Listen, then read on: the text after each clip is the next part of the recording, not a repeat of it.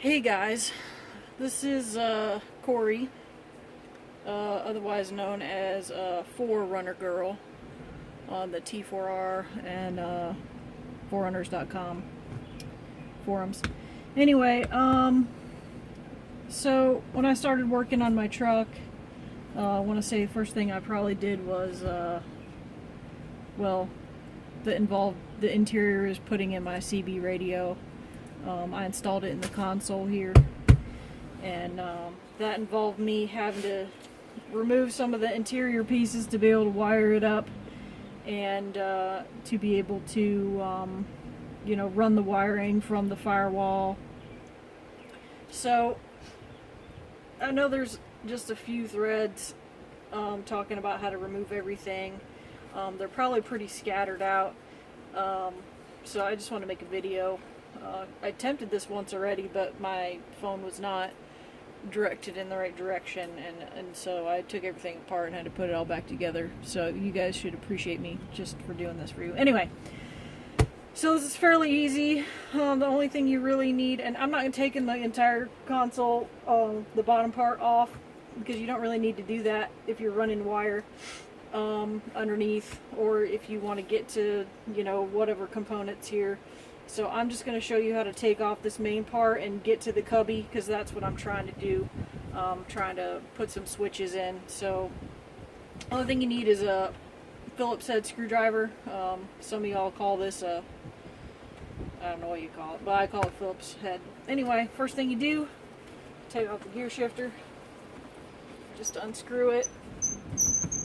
Comes off fairly easy. Set it aside. Next, some of you guys probably do this one-handed. It takes me two. Pull up on the side until you hear it pop out. I pop off all four corners. It's up to you whether you want to do that or if you want to pop off the side and take the plugs out. So there's two plugs under here.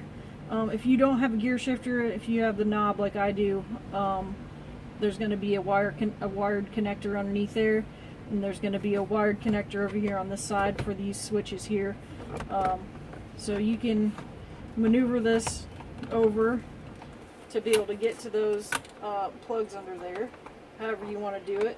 Scratch up your your console real good. It's part of owning a 4Runner at this point. And there's two plugs, and they just have little pressure releases on them. Get them out of there. So if you flip this over, you can see one of the plugs is here and the other one is up here. So fairly easy to get out. Set this aside. Next up, your two side pieces that are underneath the temperature control and the fan for your heat and air. They just pop off pretty easy. I say that. And they're just held on with these little plastic keepers. I don't know what you want to call those, clips.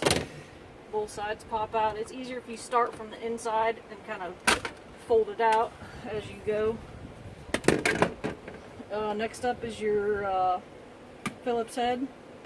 I believe these are also, I don't know if they're 10 millimeter. I don't know. I just use a screwdriver because by the time you dig out your socket set, you already have them out with a screwdriver.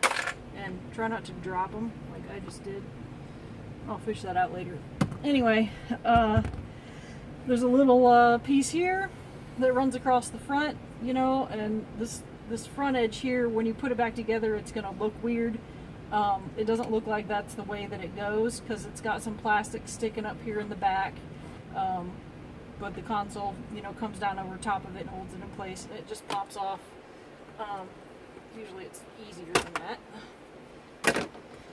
that.